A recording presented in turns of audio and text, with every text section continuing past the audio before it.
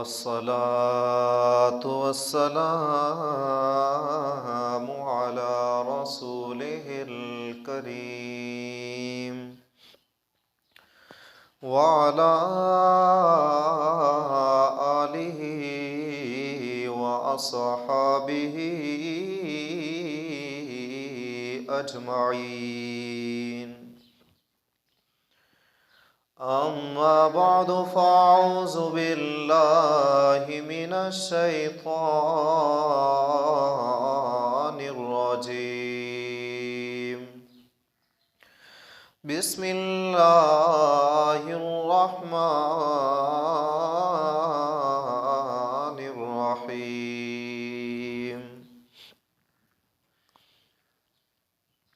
وَلَقَدْ نَصَرَكُمُ اللَّهُ بِبَدْرٍ وَأَنْتُمْ أَذِلَّةٌ. آمنت بالله صدق الله العظيم. إن الله وملائكته يصلون على النبي يا أيها الذين آمنوا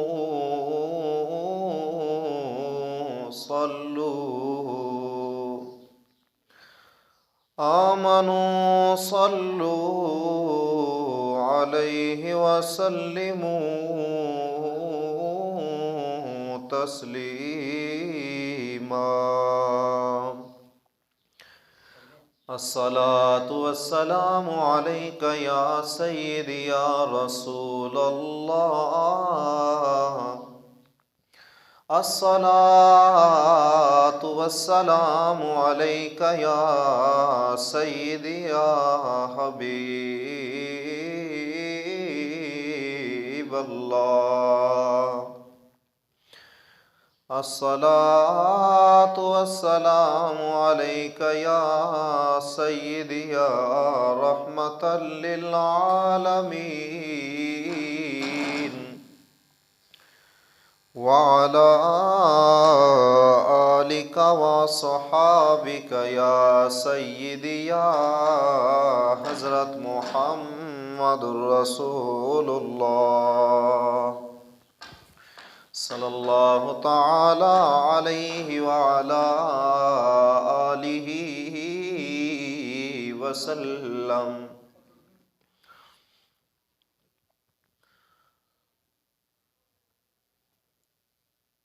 معزز دوستو، بزرگو، السلام علیکم ورحمۃ اللہ وبرکاتہ.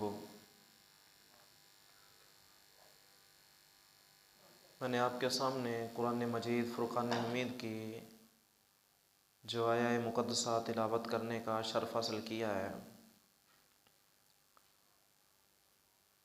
دعائے خالق کائنات مجھے حق سچ بیان کرنے کی توفیق عطا فرمائے. میرا پڑھنا، آپ کا سننا اپنی بارگاہ میں قبول و منظور فرمائے.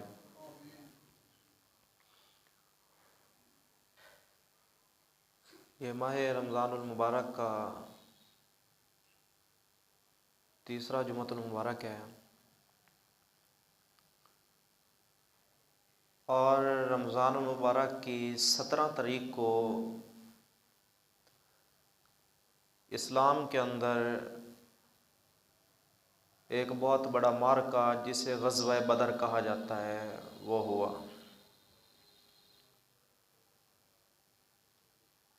اس غزوہ کے اندر حضور صلی اللہ تعالیٰ علیہ وآلہ وسلم کے جان نثاروں نے، فدا ہونے والوں نے اسلام کی سربلندی کی خاطر، اللہ اور اس کے رسول کی اطاعت کی خاطر اپنی جانوں کا نذرانہ پیش کر کے دین اسلام کے پرچم کو بلند کیا.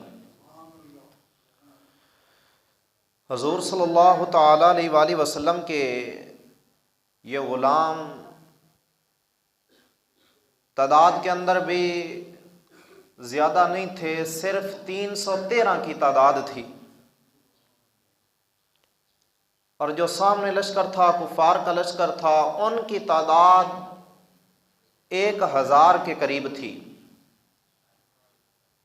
313 اور سامنے لشکر 1000 کا ہو تو افرادی قوت بھی کم ہے، اور جو ان کے پاس ساز و سامان ہے وہ صرف 70 اونٹ ہیں،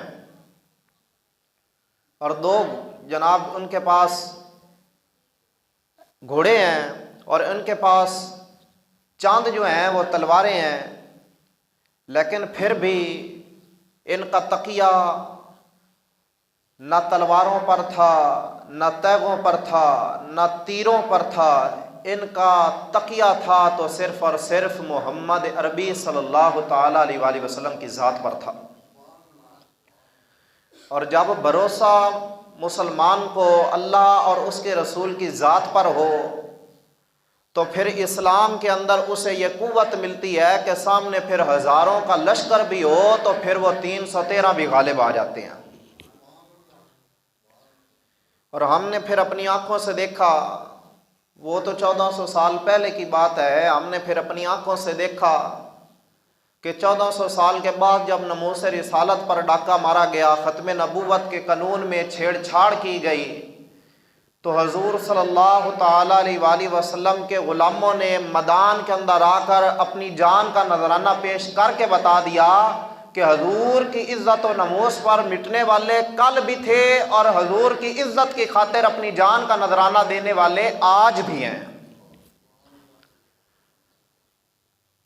ظاہری طور پر بندے کے پاس عذاب سلامت نہ ہو اور وہ ویل چیئر پر بیٹھنے والا بزرگ پورے کفر کو ہلا کر رکھ دے اور پورا کفر اس سے کانپتا ہو، پورا کفر جناب اس سے ڈرتا ہو، تو کائنات والے سوال کریں کہ اس کے پاس قوت و طاقت کہاں سے آئی، تو اسلام ہمیں یہ درس دیتا ہے کہ اس کے پاس قوت و طاقت محمد صلی اللہ تعالیٰ علیہ وآلہ وسلم کے عشق کی وجہ سے آئی۔ اور جب عشق اتنا پختہ ہو، اتنا مضبوط ہو، تو پھر بندہ جتنی بلند چوٹیاں ہوں، پہاڑ ہوں، تو ان سے ٹکرا جاتا ہے، کیونکہ اس کا بھروسہ رسول اللہ صلی اللہ تعالیٰ علیہ وآلہ وسلم کی ذات پر ہوتا ہے۔ اور غزوہ بدر ہمیں کیا سکھاتا ہے؟ آج سے 1400 سال پہلے ہونے والا وہ غزوہ ہمیں کیا درس دے رہا ہے؟ وہ ہمیں صرف یہی درس دے رہا ہے کہ وَلَا تَنَابَزُوا فَتَفْشَلُوا وَتَذْهَبَ رِيحُكُمْ وَاصْبِرُوا إِنَّ اللَّهَ مَعَ الصَّابِرِينَ، کہ تم آپس کے اندر مت جھگڑو، آپس کے اندر ایک ہو جاؤ۔ جب تم آپس کے اندر ایک ہو جاؤ گے تو پھر سن لو اللہ رب العزت تمہیں قوت عطا کرے گا۔ کیوں؟ ان اللہ مع الصابرین، اللہ صبر کرنے والوں کے ساتھ ہوتا ہے۔ اور روزہ بھی ہمیں یہی درس دیتا ہے، روزہ بھی ہمیں یہی سبق سکھاتا ہے کہ جب تم صبر کرو گے تو حضور صلی اللہ تعالیٰ علیہ وآلہ وسلم فرماتے ہیں، حدیث قدسی ہے کہ روزہ جو ہے وہ میرے لیے ہے اور اس کا بدلہ میں خود خالق کائنات ہوں۔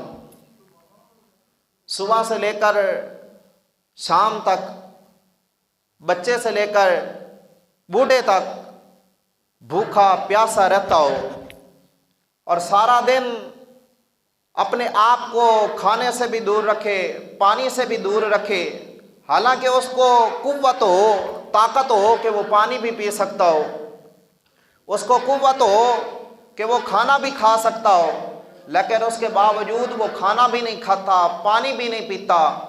اس کے اندر وجہ یہ ہے کہ وہ روزہ کسی کو دکھانے کے لیے نہیں رکھ رہا ہے، بلکہ وہ اپنے رب کی رضا کو پانے کے لیے رکھ رہا ہے۔ پھر اس کا روزہ یہ اس کو جزا دیتا ہے۔ خالق کائنات پھر خود فرماتا ہے روزہ تو نے میرے لیے رکھا ہے، اب اس بات پہ خوش ہو جا کہ اب اس کا بدلہ بھی میں خود خالق کائنات ہوں۔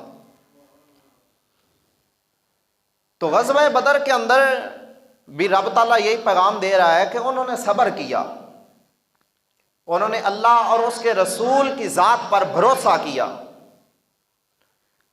اور انہوں نے اللہ اور اس کے رسول کی ذات پر بھروسہ کیا تو اللہ رب العزت نے انہیں غزوہ بدر کے اندر فتح سے ہمکنار کر دیا،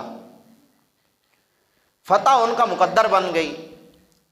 حضور صلی اللہ تعالیٰ علیہ وآلہ وسلم جب غزوہ بدر کے لیے نکلنے لگے ہیں تو حضور صلی اللہ تعالیٰ علیہ وآلہ وسلم نے اپنے اصحاب سے مشورہ کیا، اور مشورہ کرنا بھی حضور صلی اللہ تعالیٰ علیہ وآلہ وسلم کی سنت ہے۔ حضور صلی اللہ تعالیٰ علیہ وآلہ وسلم نے اپنے اصحاب سے مشورہ کر کے یہ ہمیں درس دیا ہے کہ پس کے اندر جب تم کوئی معاملات طے کرنے لگو، جب تم کہیں جانے لگو، کوئی کام کرنے لگو، تو کسی نہ کسی سے مشورہ ضرور کر لیا کرو۔ اور یہاں سے ہمیں ایک یہ بات یہ بھی پتہ چلتی ہے کہ اگر چھوٹے سے بھی مشورہ کرنا پڑے تو کر لیا کریں۔ اس کی مثال یہ ہے کہ حضور صلی اللہ تعالیٰ علیہ وآلہ وسلم سے بڑھ کر تو کائنات کے اندر کوئی ہے نہیں، تو چھوٹے ہیں نا، مقام میں تو چھوٹے ہیں، لیکن باوجود اس کے پھر بھی حضور ان سے مشورہ کر رہے ہیں، اور ہمیں یہی درس دے رہے ہیں کہ اگر مشورہ کرنا پڑے تو چھوٹوں سے بھی مشورہ کر لینا۔ مشورے کے اندر بھی پھر کئی حکمتیں ہوتی ہیں، ان میں سے ایک حکمت جو وہاں پر ہمیں نظر آئی وہ یہ تھی کہ حضور صلی اللہ تعالیٰ علیہ وآلہ وسلم نے جب اپنے اصحاب سے مشورہ کیا تو ان کے اندر مہاجرین بھی تھے، انصار بھی تھے۔ تو حضرت ابو بکر صدیق رضی اللہ تعالیٰ عنہ اور حضرت عمر اور حضرت علی رضی اللہ تعالیٰ عنہ یہ مہاجرین کی طرف سے تھے۔ جب حضور نے ان سے مشورہ طلب کیا تو انہوں نے عرض کی، یا رسول اللہ صلی اللہ تعالیٰ علیہ وآلہ وسلم، آپ ہم سے مشورہ طلب کر رہے ہیں، ہمارے آپ کے لیے جان بھی حاضر ہے، مال بھی حاضر ہے۔ حضور صلی اللہ تعالیٰ علیہ وآلہ وسلم نے پھر انصار کی طرف دیکھا، جو انصاری صحابہ تھے یعنی مدینے والے جو تھے، ان کی طرف دیکھا تو وہاں سے حضرت مقداد رضی اللہ تعالیٰ عنہ اٹھے۔ آپ نے حضور صلی اللہ تعالیٰ علیہ وآلہ وسلم کی بارگاہ عالیہ میں عرض کیا، یا رسول اللہ صلی اللہ تعالیٰ علیہ وآلہ وسلم، آپ ہم سے مشورہ طلب کرتے ہیں، ہم آپ کو ایسا مشورہ دیتے ہیں، ہماری کیا مجال ہے؟ ہماری تو آپ کی بارگاہ میں صرف عرض ہے، ہماری تو آپ کی بارگاہ میں عرض ہے۔ اور انہوں نے جو الفاظ استعمال کیے ہیں وہ بڑے خوبصورت ہیں۔ آپ عرض کرتے ہیں، یا رسول اللہ صلی اللہ تعالیٰ علیہ وآلہ وسلم، ہم یہ نہیں کہتے کہ آپ اور آپ کا رب جا کر ان کفار سے لڑیں، جس طرح کہ حضرت موسیٰ علیہ السلام کی قوم نے کہا تھا کہ آپ اور آپ کا رب جا کر ان سے لڑیں، اذهب ربک فقاتلا انا ہاہنا قاعدون، کہ آپ اور آپ کا رب جائے ان سے لڑیں، ہم تو بیٹھے ہیں۔ ہم یہ نہیں کہتے ہیں، بلکہ یا رسول اللہ صلی اللہ تعالیٰ علیہ وآلہ وسلم، ہم آپ کے آگے بھی لڑیں گے، آپ کے پیچھے بھی لڑیں گے، آپ کے دائیں جانب بھی لڑیں گے، آپ کی بائیں جانب بھی لڑیں گے۔ حضور صلی اللہ تعالیٰ علیہ وآلہ وسلم نے جب یہ بات سنی نا تو آپ کا چہرہ مسکرا اٹھا، کھل اٹھا۔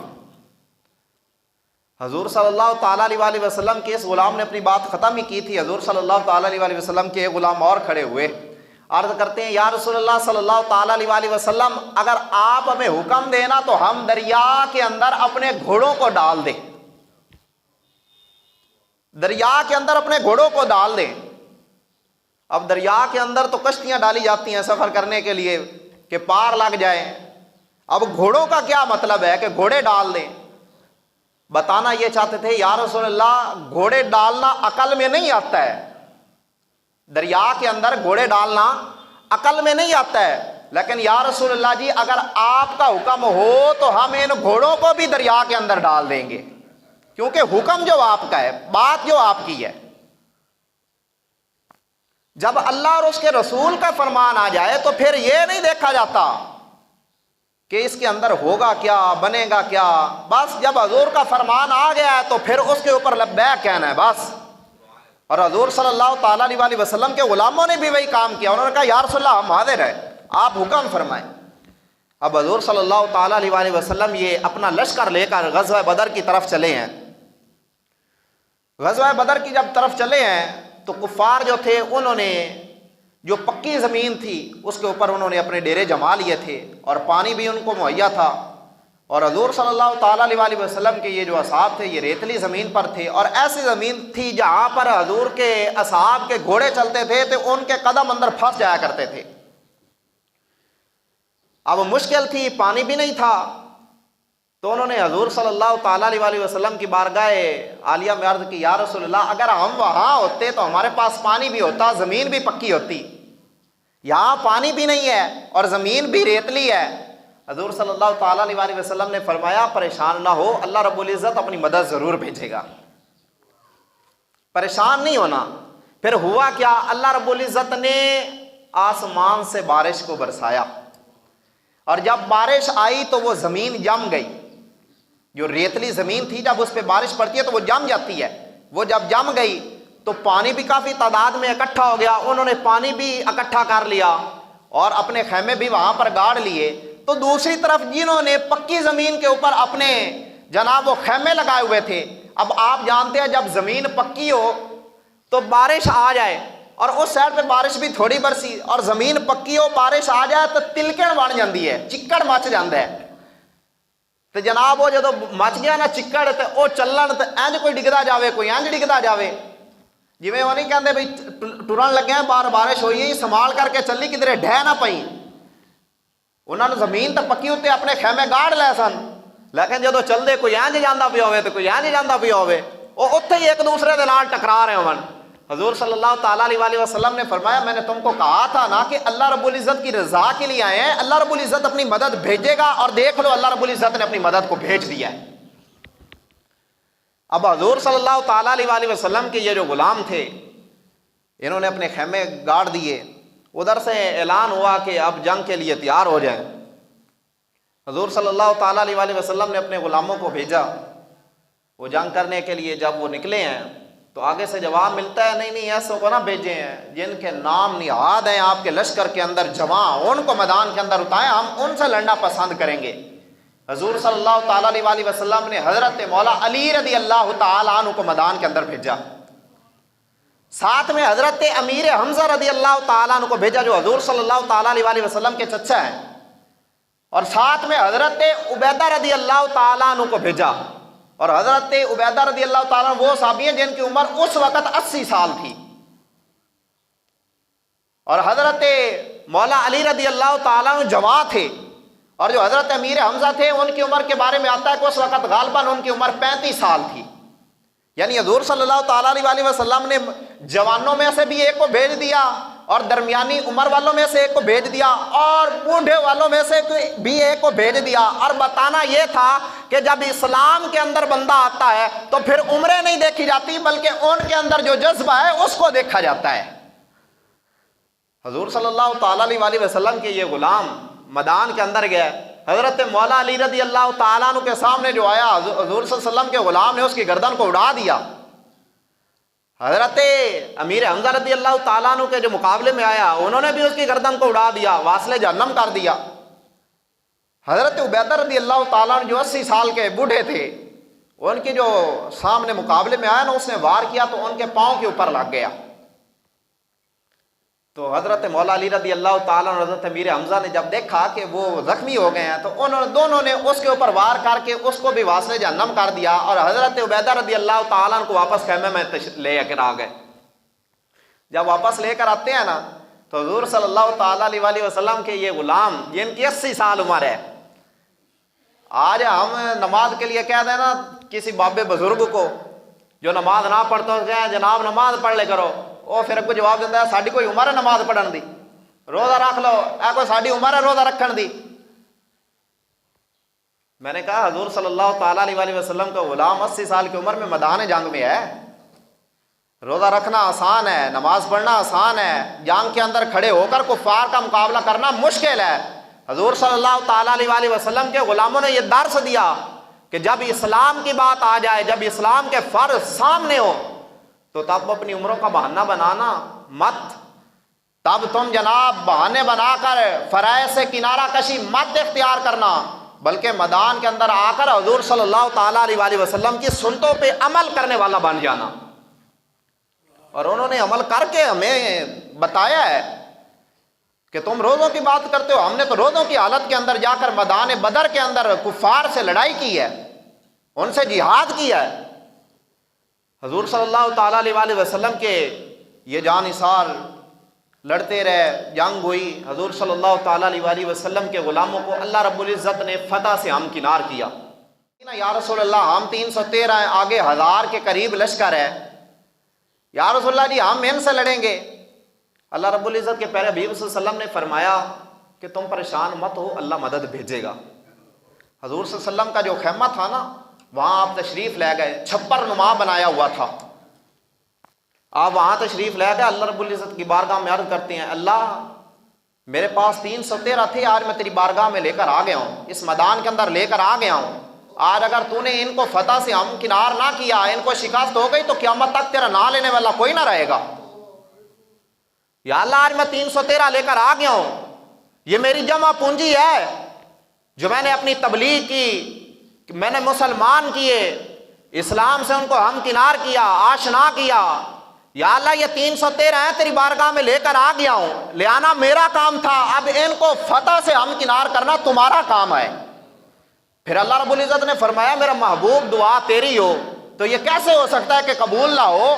فرمایا اے میرا سونا ان غلاموں کو میدان میں اتارنا تمہارا کام ہے، اور اپنے فرشتوں کے ذریعے تمہاری مدد کرنا میں خود خالق کائنات کا کام ہے۔ اور قرآن اس کی گواہی دیتا ہے، رب تعالیٰ فرماتا ہے کہ ہم نے میدان بدر کے اندر 3000 فرشتوں کو بھیجا، کہیں فرماتا ہے کہ ہم نے 5000 فرشتوں کو بھیجا، کہیں فرماتا ہے ہم نے 1000 فرشتے کو بھیجا۔ یا اللہ فرشتے بھی جہاد کرتے ہیں، فرشتہ یا تو موت دیتا ہے، یا بارش برساتا ہے، یا وہ تو نے سور پھونکنے پر مقرر کیا، یا وہ تیری تسبیح کرتے ہیں۔ یا اللہ جی ہاتھ تو یہ مرد کرتے ہیں، تو نے اپنے فرشتوں کو بھی بھیج دیا، یا اللہ یہ تو تیری تسبیح کرنے والے ہیں۔ رب تعالیٰ نے فرمایا کہ وہ تمہاری بات ٹھیک ہے کہ وہ جناب تسبیح بھی کرتے ہیں، وہ جناب موت بھی دیتے ہیں، وہ جناب پانی بھی برساتے ہیں، وہ جناب طرح طرح کے کام سر انجام دیتے ہیں، لیکن میرے محبوب نے دعا کی تھی، اب یہ کیسے ہو سکتا ہے محبوب دعا کرے اور میں خالق کائنات اس کی مدد نہ کروں؟ فرمایا میں نے فرشتوں کو نہیں دیکھا، میں نے اپنے محبوب کے اٹھے ہوئے ہاتھوں کو دیکھا، محبوب نے ہاتھ اٹھائے ہیں، میں نے جبرائیل کو کہا ہے جبرائیل اب لشکر لے کر میدان کے اندر چلے جاؤ اور میرے محبوب کی جا کر مدد کرو۔ حضور صلی اللہ تعالیٰ علیہ وسلم کی مدد کے لیے فرشتے آئے ہوئے ہیں۔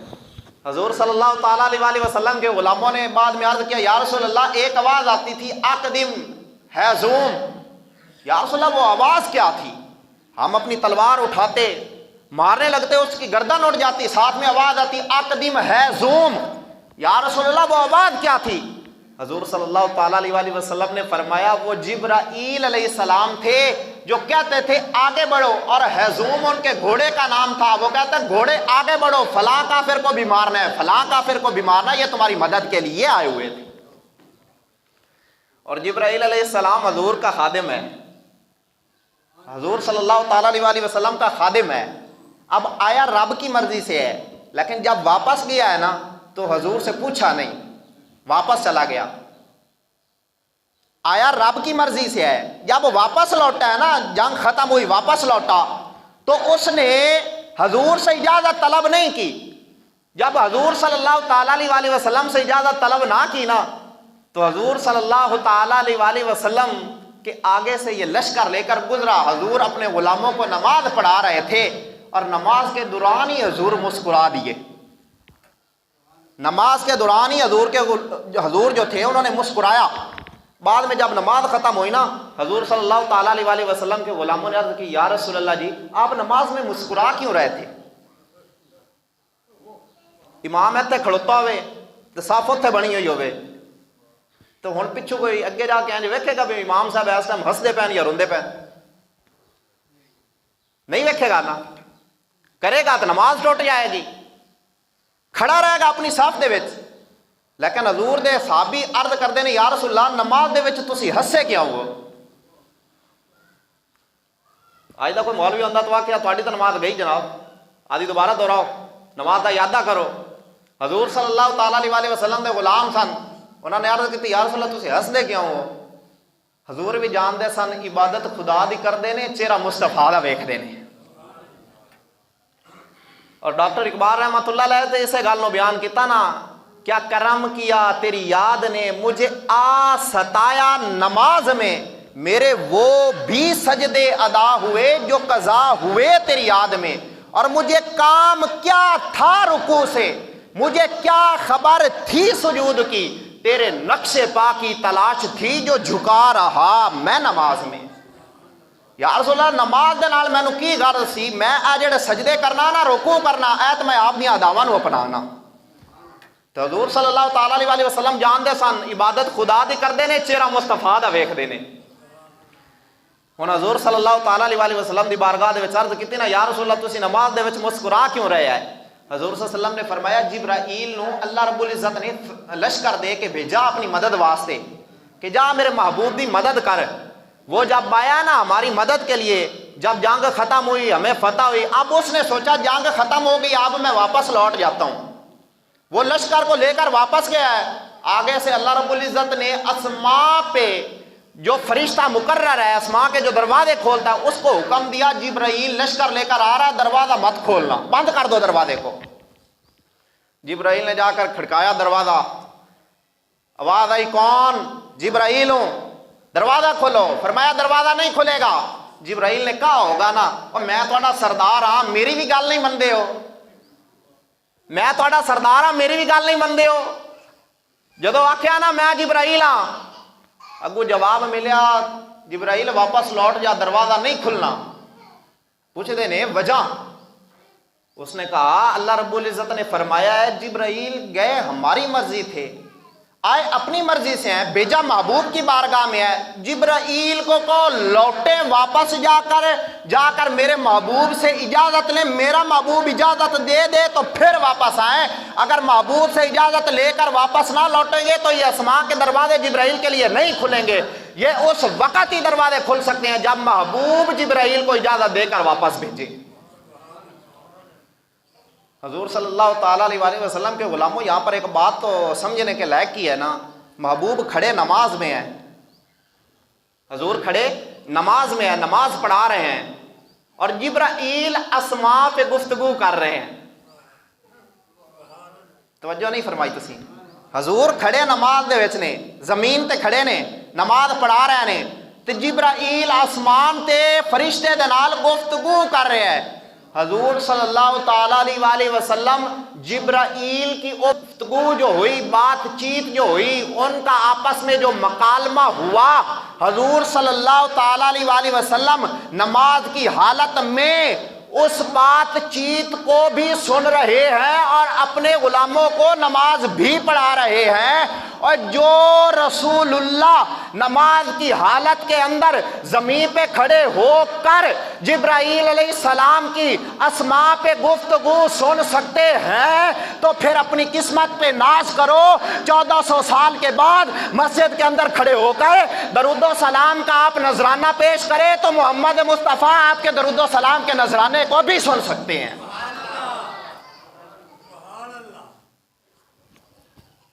حضور صلی اللہ تعالیٰ علیہ وسلم ہمارے اس انداز کو بھی ملاحظہ فرما رہے ہیں. اگر وہ حضور صلی اللہ تعالیٰ علیہ وسلم جبرائیل علیہ السلام کو وہاں پر ملاحظہ فرما رہے ہیں, تو 1400 سال کے بعد جو حضور صلی اللہ تعالیٰ علیہ وسلم کی ناموس کا پہرے دار بن کر, ختم نبوت کا چوکیدار بن کر میدان میں آ کر حضور صلی اللہ تعالیٰ علیہ وسلم کی عزت میں پہرا دیتا ہے, وہ بھی حضور صلی اللہ تعالیٰ علیہ وسلم کی نگاہوں میں ہوتا ہے. حضور صلی اللہ تعالیٰ علیہ وسلم کی بارگاہ میں واپس الٹا دیا, چلو جبرائیل پہلے جاؤ میرے محبوب کی بارگاہ میں اجازت لے کر آؤ. ہم بھی اس لیے کہتے ہیں رب رب کرو, ہم یہ نہیں کہتے رب رب نہ کرو, رب رب کرو لیکن مصطفیٰ کو مان کر کرو. ہم بھی کہتے ہیں اللہ تعالیٰ کے بغیر کوئی کام نہیں ہونا, اللہ کی مرضی کے بغیر کوئی بھی کام نہیں ہوتا, نہ ہی ہونا ہے, لیکن رب تعالیٰ نے اپنی محبوب کی رضا کو شرط اول قرار دیا ہے. اگر محبوب راضی نہیں تو رب بھی راضی نہیں. محبوب راضی ہو گیا تو پھر تمہاری یہاں پر بھی بگڑی بن جائے گی, وہاں پر بھی بگڑی بن جائے گی. حضور صلی اللہ تعالیٰ علیہ وسلم کا یہ لشکر, ان کو بھروسہ تھا تو صرف اور صرف حضور صلی اللہ تعالیٰ علیہ وسلم کی ذات اقدس پر بھروسہ تھا. اور حفیظ جلندری جو ہیں, جنہوں نے شاہ نامہ اسلام لکھا ہے, اور قومی ترانہ جو پڑھا جاتا ہے نا سکولوں کے اندر, کالجوں کے اندر, وہ بھی انہیں کا لکھا ہوا ہے.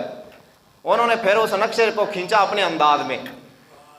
وہ کہتے ہیں کہ وہ لشکر ساری دنیا سے انوکھا تھا نرالا تھا، یہ لشکر ساری دنیا سے انوکھا تھا نرالا تھا، کہ اس لشکر کا افسر ایک کالی کملی والا تھا۔ اور پھر بات یہاں پر بھی ختم نہ کیا، فرماتے ہیں نہ تیغو تیر پر تکیا، نہ خنجر پر، نہ بالے پر، نہ تیغو تیر پر تکیا، نہ خنجر پر، نہ بالے پر، بھروسہ تھا تو بس ایک سادہ سی کالی کملی والے پر۔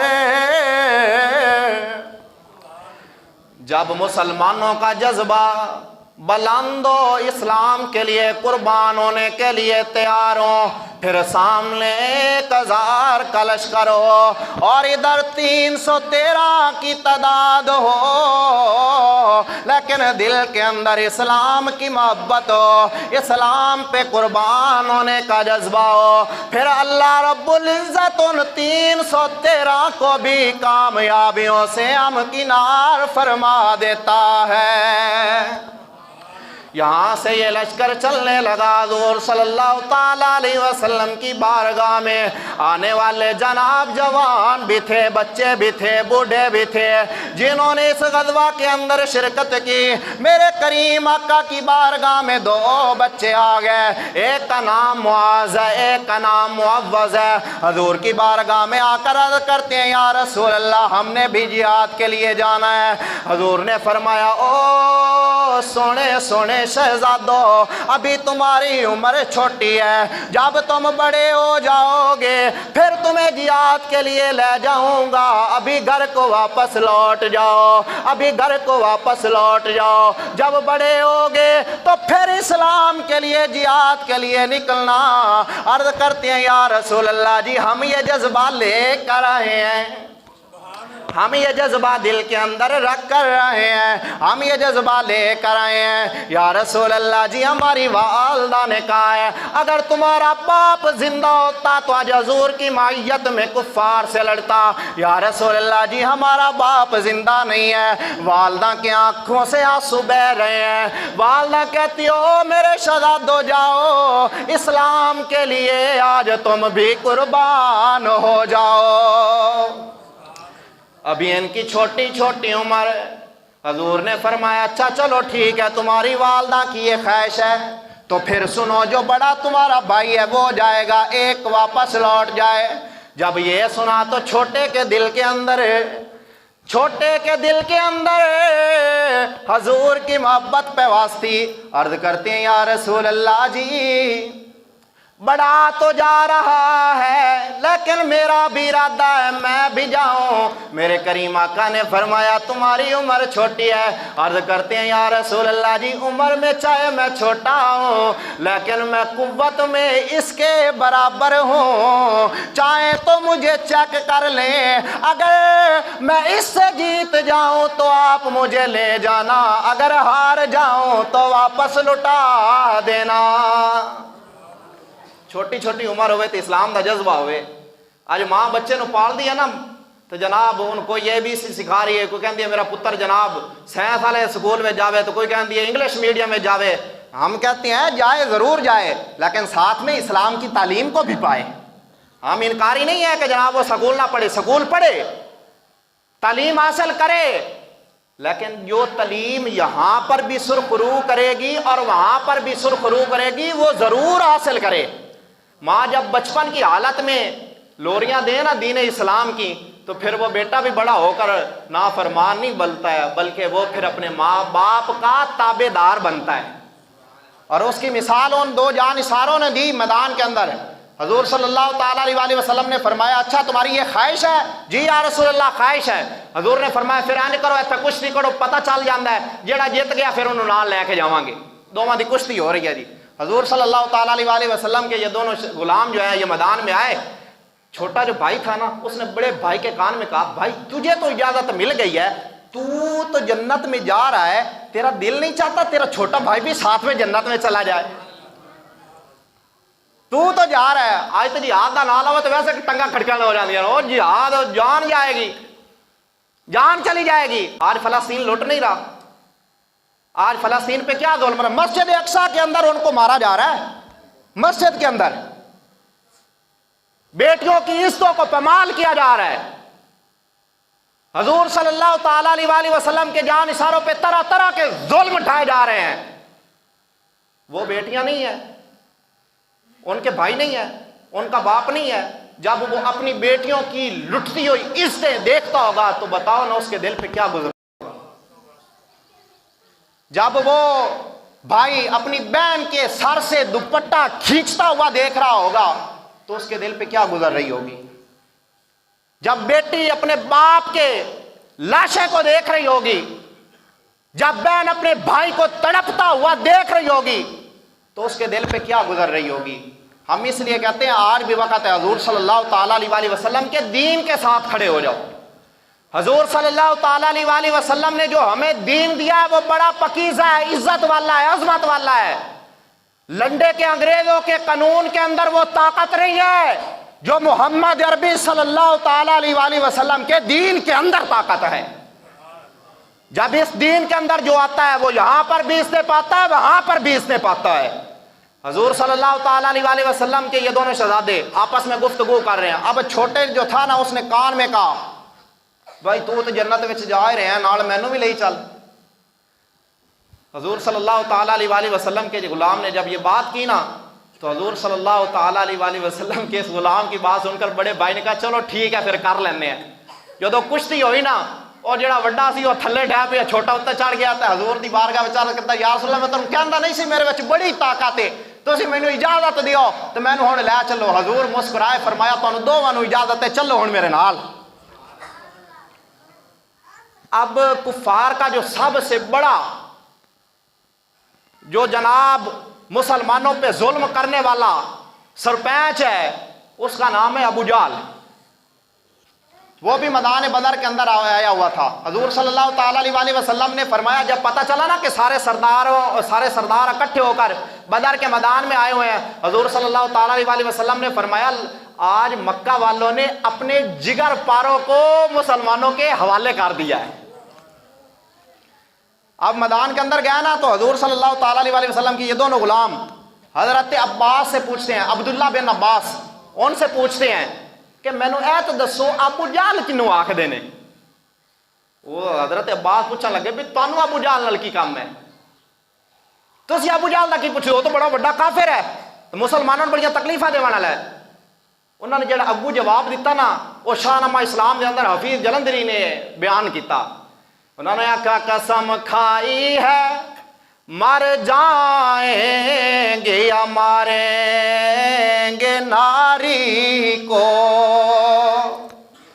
قسم کھائی ہے مر جائیں گے یا ماریں گے ناری کو، سنا ہے وہ گالیاں دیتا ہے محبوب باری کو۔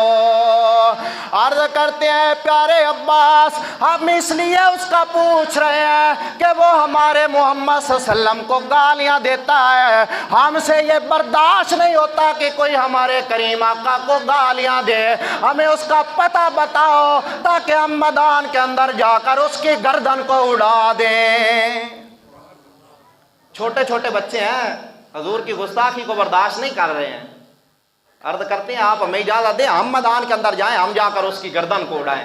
حضور صلی اللہ تعالیٰ علیہ وسلم نے فرمایا جو بدر کے مقام کے اندر آئے ہیں نا، حضور صلی اللہ علیہ وسلم نے فرمایا اللہ رب العزت نے ان پہ جنت کو واجب کر دیا ہے۔ اور یہاں پر میں ایک بات آپ کو یہ بھی بتا دوں، حضور صلی اللہ تعالیٰ علیہ وسلم جب میدان بدر کے اندر آیا نا تو آپ کی بیٹی کا پیچھے سے وصال ہو گیا تھا. حضرت عثمان غنی رضی اللہ تعالیٰ عنہ کے جو عقد میں تھی حضرت رقیہ رضی اللہ تعالیٰ عنہا، ان کا پیچھے سے وصال ہو گیا، بیمار تھیں. حضور صلی اللہ تعالیٰ علیہ وسلم آپ کے لیے اور میرے لیے، آپ کے لیے اور میرے لیے، تمام مسلمانوں کے لیے حضور صلی اللہ تعالیٰ علیہ وسلم نے اپنی بیٹی کا بھی جنازہ نہیں پڑھا. بیمار تھیں، چاہتے تو حضور روک دیتے، رک جاؤ میری بیٹی بیمار ہے پھر بعد میں چلیں گے، لیکن حضور صلی اللہ تعالیٰ علیہ وسلم نے اپنی بیٹی کی پرواہ نہیں کی، بلکہ آنے والے مسلمانوں کا حال دیکھا. فرمایا میرے غلاموں چلو میدان بدر کے اندر، بیٹی تو بڑے مقام والی ہے، چلو میدان کے اندر چل کر کفار سے لڑائی کر کر قیامت تک آنے والے مسلمانوں کو عزت سے ہمکنار کر دے. حضور میرے لیے اور آپ کے لیے میدان بدر کے اندر آ جائیں، بیٹی کا وصال ہو جائے. حضور صلی اللہ علیہ وسلم کی بیٹی دنیا، آج ہم ہٹے کٹے ہو کر روزہ بھی نہ رکھ سکیں تو پھر ہمارے لیے ڈوبنے کا مقام تو ہے نا، پھر شرم کا مقام تو ہے نا. تو اسی سنے ہوئے نا وہ کہندے رہے کہ جناب 10 دن کسی نے سگریٹ پیوا دیو نا سگریٹ تو وہ جناب 10ویں دے وہ 11ویں دے آپ ہی پیونا شروع کر دینا ہے. وہ آدھا میاں تو پیندا کو نہیں ہوں کیوں پیندا ہے؟ وہ آدھا مینوں عادت ہو گئی ہے. 11ویں دن وہ کہندا مینوں عادت ہو گئی ہے میں تا سگریٹ پیندا پیا. اگر 11ویں دن سگریٹ پیون دی عادت بن جاندی ہے تو پورا مہینہ مسلمان روزہ رکھے تو جناب گناہاں تو دور رہے تو انہوں حضور صلی اللہ تعالیٰ علیہ وسلم دی اطاعت کرن دی پھر بھی عادت نہ بنے. کیڑا مسلمان ہے؟ آج جناب ساڈا جڑا ماحول ہے وہ غیبتاں دے وچ روزہ رکھ کے غیبتاں ہو رہی ہیں، روزہ رکھ کے ایک دوسرے دی برائیاں کیتیاں جا رہی ہیں. حضور صلی اللہ تعالیٰ علیہ وسلم نے فرمایا جس نے کسی اپنے مسلمان دی غیبت کیتی، فرمایا میں جدو معراج تے گیا نا تو میں ایسے لوگوں نے ویکھیا تانبے دے 9 ہون تے آدھے جسماں نوں نوچ رہے ہون. میں جبرائیل نو آکھو جبرائیل آ کیڑے نے جڑے آدھے ناکھنا نال آدھے جسماں نوں نوچ رہے نے؟ جبرائیل علیہ السلام نے عرض کیتی یا رسول اللہ اے او لوگ نے جڑے آدھے بھراواں دی غیبت کردے ہیں، اے غیبت کردے وہ لوگ نے. اج اسی روزے دے نال جناب طرح طرح دے ایسے کام کر رہے ہیں لیکن اس کے باوجود بھی سانو شرم نہیں آندی. حضور صلی اللہ تعالیٰ علیہ وسلم نے فرمایا، حدیث پاک ہے، فرمایا جس نے روزہ رکھا لیکن جھوٹ بولنا نہ چھڈا، روزہ رکھا لیکن جھوٹ بولنا نہ چھڈا، گندیاں گلاں کرنیاں بند نہ کیتیاں، فرمایا اللہ رب العزت نو ان دا بھکھا تے پیاسا رہنا کوئی سروکار نہیں ہے. وہ صرف بھکا پیاسا ہے، ثواب اس دے پلے کچھ نہیں ہے. اس واسطے حضور صلی اللہ تعالیٰ علیہ وسلم دی اطاعت کرنی ہے. 2 مسئلے سن لو، بڑے عام چلتے ہیں مسئلے. ایک تو یہ ہے کہ وطر دی نماز جماعت دے نال ادا کر سکتا ہے کہ نہیں. ایک مسئلہ اکثر پایا جاتا ہے، لوگ پوچھتے ہیں کہ جناب جو جس نے فرض دی جماعت جڑی ہے وہ نہیں پائی، یعنی جس شخص نے عشاء کی جماعت کے ساتھ نہیں پڑھی، کیا وہ وطر جماعت کے ساتھ پڑھ سکتا ہے یا نہیں پڑھ سکتا؟ علماء کرام فرماتے ہیں کہ وہ وطر جو ہے جس نے چاہے جماعت کے ساتھ نماز ادا نہیں کی وہ پھر بھی وطر پڑھ سکتا ہے. اس کے اندر بھی اختلاف ہے علماء کرام کا، لیکن بہرحال اکثر علماء کرام یہی فرماتے ہیں کہ وہ وطر پڑھ سکتا ہے اور آپ بھی پڑھا کریں. کیوں؟ کیونکہ وہ کہتے ہیں ایک جماعت سے رہ گیا چلو دوسری میں تو شامل ہو جائے. اور آگے والا جو مسئلہ ایک اور سن لیں کہ اذان کے دوران کچھ لوگ ہوتے ہیں جو کھانا پینا کھاتے رہتے ہیں. اذان ہو رہی ہوتی ہے وہ کھانا سٹارٹ ہی رکھتے ہیں، وہ کہتے ہیں جب تک اذان ختم نہ ہو تب تک روزہ جو ہے نا وہ چلتا رہتا ہے، یعنی وہ سحری کا ٹائم ختم نہیں ہوتا. حالانکہ یہ بات بالکل غلط ہے. اگر کوئی دوران اذان کچھ بھی کھائے گا تو اس کا روزہ ٹوٹ جائے گا، بلکہ ہوئے گا نہیں، ٹوٹے گا پھر کیویں؟ اس کا روزہ ہوگا ہی نہیں. جو دوران اذان کچھ بھی کھائے گا اس کا روزہ نہیں ہوگا. اور اس کے بعد ایک اور بھی سن لیں کہ نماز کے لیے کھڑے ہو جاؤ نا تو پھر کرو کیا؟ وَإِذَا قَامُوا إِلَى الصَّلَاةِ قَامُوا كُسَالَىٰ، فرمایا نماز کے لیے کھڑے ہو تو پھر جی لگا کر نماز پڑھو، این بے چجی نہیں نہ پڑھو. اے اللہ دے قرآن دے وچ ہے. اس واسطے جدو نماز دے وچ کھڑا ہونا ہے تو نال ہی مل جانا ہے. اور علماء کرام نے تو ایتھے تک فرمایا اگر سجدے دے وچ امام گیا پہ ہے نا تسی باہروں آئے ہو تو تسی انتظار نہیں کرنا بھائی امام کھڑا ہوئے گا تو پھر ملیں گے، بلکہ سجدے دے وچ پایا تو تسی اللہ اکبر کہہ کے سجدے دے وچ ہی شامل ہو جاؤ. دعائے خالق کائنات سے عمل دی توفیق عطا فرمائے. اگر بعد کسی کو مسئلہ سمجھ نہ ہوئے تو پوچھ لو.